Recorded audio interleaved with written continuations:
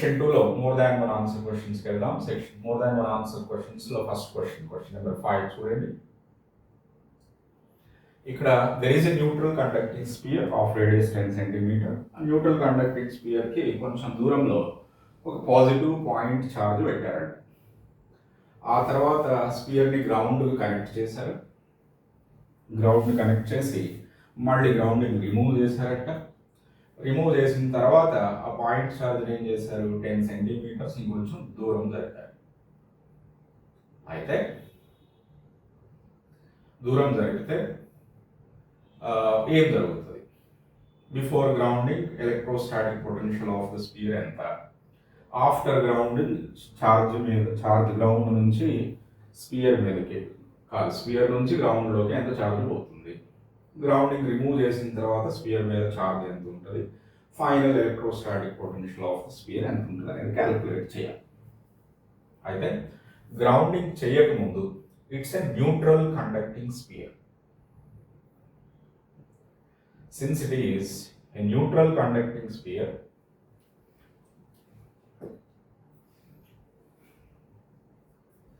అది neutral conducting sphere కాబట్టి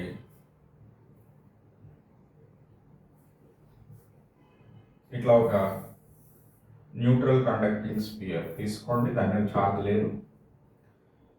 ఇప్పుడు మనం ఏం చేసాము, ఆ కండక్టింగ్ స్పియర్కి కొంచెం దూరంలో ఒక పాజిటివ్ పాయింట్ ఛార్జ్ పెట్టాం. కండక్టింగ్ స్పియర్ రేడియస్ 10 సెంటీమీటర్, అది పెట్టిన దూరం ఏమో 20 సెంటీమీటర్స్ పెడితే దాని మీద పొటెన్షియల్, స్పియర్ పొటెన్షియల్ ఎంత ఉంటుంది అనేది ఫస్ట్ గ్రౌండ్ కనెక్ట్ చేయక ముందు సిచ్యువేషన్ గురించి మనం మాట్లాడాలి. గ్రౌండ్ కనెక్ట్ చేయక ముందు స్పియర్ మీద పొటెన్షియల్ ఎంత ఉంటుంది? ఓకే, ఇది కండక్టింగ్ స్పియర్, ఇది కండక్టింగ్ స్పియర్.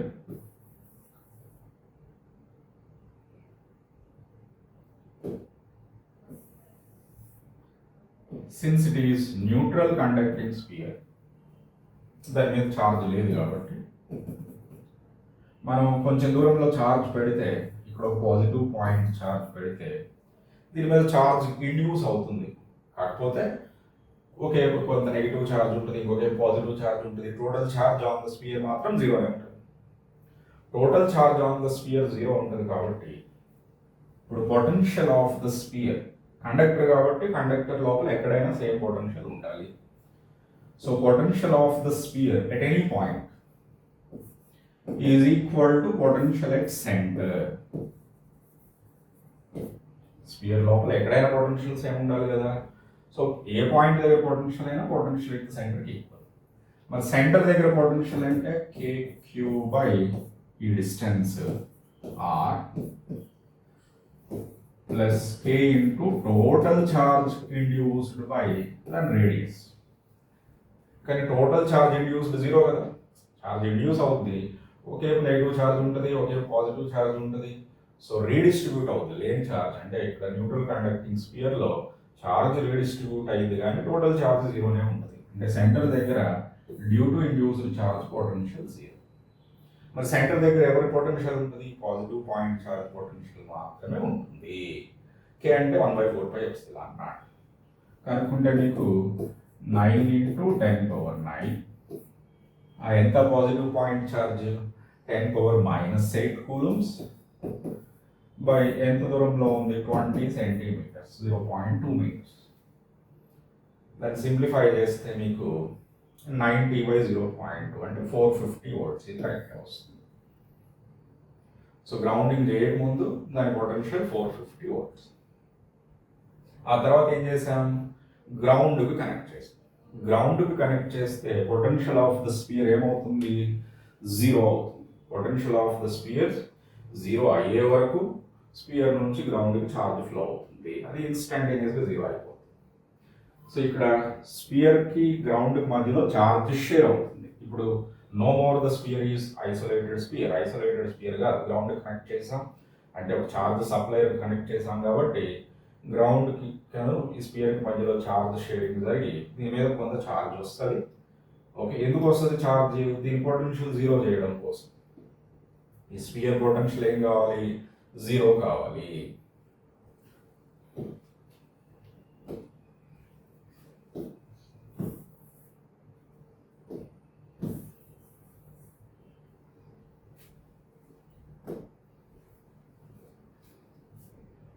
సో ఇక్కడ గ్రౌండ్ కనెక్ట్ చేస్తే స్పియర్ పొటెన్షియల్ 0 కావాలి. స్పియర్ పొటెన్షియల్ 0 అయ్యేటట్లుగా గ్రౌండ్ ఛార్జ్ సప్లై చేస్తుంది.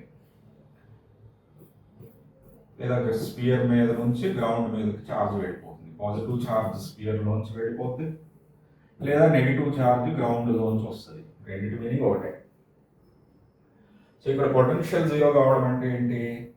ఇప్పుడు స్పియర్ రేడియస్ నేను క్యాపిటల్ ఆర్ అన్నాను అనుకోండి, ఈ డిస్టెన్స్ స్మాల్ ఆర్ అన్నాను అనుకోండి, ఇది క్యూ, ఇది Q1 అందాం. సో ఇక్కడ KQ by small r minus KQ1 by capital R is equal to 0. This is potential. Okay. So ante Q by small r is equal to Q1 by capital R. ఇది negative charge ఎలా? So మనం Q1 లేదా just Q1 అని రాద్దాం. అది negative అని final result మనకు తెలిసిపోతుంది. జస్ట్ Q1 అని రాసుకుందాం. So Q1 is equal to minus Q into capital R by small. ఇప్పుడు Q1 మనకి నెగటివ్ అని తెలిసిపోయింది. Okay. So Q1 is equal to minus 10 power minus 8. ఇదేమో 10 సెంటీమీటర్స్, ఇదేమో 20 centimetres. So minus 1/2 into 10 power minus 8 అంటే minus 5 into 10 power minus 9 coulombs. ఇది sphere మీద ఉన్న ఛార్జ్. స్పియర్ మీద ఎంత ఉంది ఇప్పుడు? Minus 5 into 10 power minus 9 coulombs ఉంది. అంటే గ్రౌండ్లోకి ఎంత పోయినట్టు? ప్లస్ 5 ఇంటూ 10 పవర్ మైనస్ 9 ఉన్నట్టు కదా. ముందు ఎంత ఉంది? స్పియర్ మీద 0 ఉంది. 0 నుంచి ఛార్జ్ ఇట్లా అయింది అంటే గ్రౌండ్లోకి ఎంత పోయింది? ప్లస్ 5 ఇంటూ 10 పవర్ మైనస్ 9 పోయింది. అంటే ఆప్షన్ బి కూడా కరెక్ట్. గ్రౌండింగ్ రిమూవ్ చేశాం. గ్రౌండింగ్ రిమూవ్ చేసాం కానీ ఛార్జ్ మారదు కదా దాని మీద. గ్రౌండింగ్ రిమూవ్ చేసాము అంటే ఇక ఛార్జ్ గ్రౌండింగ్ ఉన్నప్పుడు ఛార్జ్ ఎంత ఉంటుందో రిమూవ్ చేసాక కూడా అంతే ఉంటుంది. అన్లెస్ యూ డిస్టర్బ్ ఇట్, అంటే ఇంకేదైనా చేస్తే తప్ప. The final electrostatic potential of the sphere is 300 volts. Final అంటే ఇక్కడ ఏం చేశారు? గ్రౌండింగ్ రిమూవ్ చేసి ఈ పాజిటివ్ పాయింట్ ఛార్జ్ని 10 సెంటీమీటర్స్ దూరం జరిపితే ఇప్పుడు పొటెన్షియల్ ఎంత ఉంటుంది? ఇప్పుడు గ్రౌండింగ్ రిమూవ్ చేసినప్పుడు దీని మీద ఎంత ఛార్జ్ ఉంది? మైనస్ 5 ఇంటూ 10 పవర్ మైనస్ 9 ఉంది. Okay. Positive point charge already ఉన్న పాజిటివ్ పాయింట్ ఛార్జ్ని 30 సెంటీమీటర్కి జరిపారు. ఒక 10 సెంటీమీటర్ దూరం జరిపారంటే ఆల్రెడీ 20 సెంటీమీటర్ దూరంలో ఉంది. ఇప్పుడు 30 సెంటీమీటర్ అయిపోయింది. ఈ ఛార్జ్ ఎంత ఉంది? 10 పవర్ మైనస్ 8 కూలమ్స్ ఉంది. ఇప్పుడు స్పియర్ పొటెన్షియల్ ఎంత? స్పియర్ పొటెన్షియల్ ఎంత అంటే KQ బై ఇది Q1 అన్నాను అనుకోండి, KQ by 30 centimetres 0.3 plus KQ1 by radius of the sphere ఎంత? 0.1 మీటర్స్ 10 సెంటీమీటర్స్. ఇది పొటెన్షియల్ నా. ఇది ఇప్పుడు పొటెన్షియల్. సో Q1 సబ్స్టిట్యూట్ చేసుకొని K వాల్యూ కూడా సబ్స్టిట్యూట్ చేసుకుంటే మనకి పొటెన్షియల్ వస్తుంది. సో ఇక్కడ 4 K అంటే 1/4πε0 కాబట్టి దాని వాల్యూ సబ్స్టిట్యూట్ చేస్తే మీకు 9 into 10 power 9 into Q value 10 power minus 8 by 0.3 minus charge Q1 ఎలా నెగిటివే కదా, మైనస్ 9 ఇంటూ 10 పవర్ 9. ఆ ఛార్జ్ ఎంత వచ్చింది మనకి? 5 ఇంటూ 10 పవర్ మైనస్ 9 వచ్చింది by 0.1 is equal to potential. దీన్ని సింప్లిఫై చేస్తే మనకు వచ్చేస్తుంది. సో ఇక్కడ 10, ఇది 90/3. సో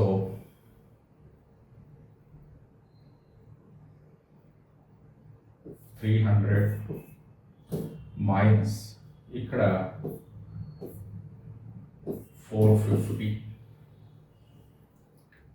ఓకే ఆల్రెడీ -450 కదా, సో -150 వస్తుంది. సో 300 రావట్లేదు. ఇదంతా చేయకుండా కూడా చెప్పొచ్చు. ఇక్కడ పాజిటివ్ ఛార్జ్ని ఏం చేసాము, దూరం జరిపితే ఈ నెగిటివ్ ఛార్జ్ పొటెన్షియల్ ఇంతకుముందు -450 ఉంది అట్లనే ఉంటుంది, కానీ పాజిటివ్ ఛార్జ్ పొటెన్షియల్ +450 ఉన్నది కాస్త తగ్గింది కదా. ఇప్పుడు మనం ఆల్రెడీ పాజిటివ్ ఛార్జ్ అక్కడ ఉంచి స్పియర్ పొటెన్షియల్ కనుక్కున్నాం. So positive charge potential sphere మీద ఎంత, 450 volts. గ్రౌండ్ కనెక్ట్ చేశాక ఇది వచ్చి -450 అయింది. సో -450 + 450 రెండు కలిపి 0 అయింది గ్రౌండ్ కనెక్ట్ చేశాక. ఇప్పుడు గ్రౌండ్ రిమూవ్ చేసాము, దీని మీద ఛార్జ్ అంతే ఉంటుంది. సో దీని పొటెన్షియల్ -450 అంతే ఉంటుంది. కానీ పాజిటివ్ పాయింట్ ఛార్జ్ దూరం జరిపినప్పుడు దాని పొటెన్షియల్ ఏమైతే తగ్గుతుంది. తగ్గినప్పుడు మనకి పొటెన్షియల్ నెగిటివ్ రావాలి. సో కాబట్టి ఇది 300 అవ్వట్లేదు. Okay, so this is how we answer this question. So మనకి ఏమేమి ఆన్సర్స్ కరెక్ట్ వస్తాయి, A, B, C 3 కరెక్ట్ వస్తాయి. ఓకే.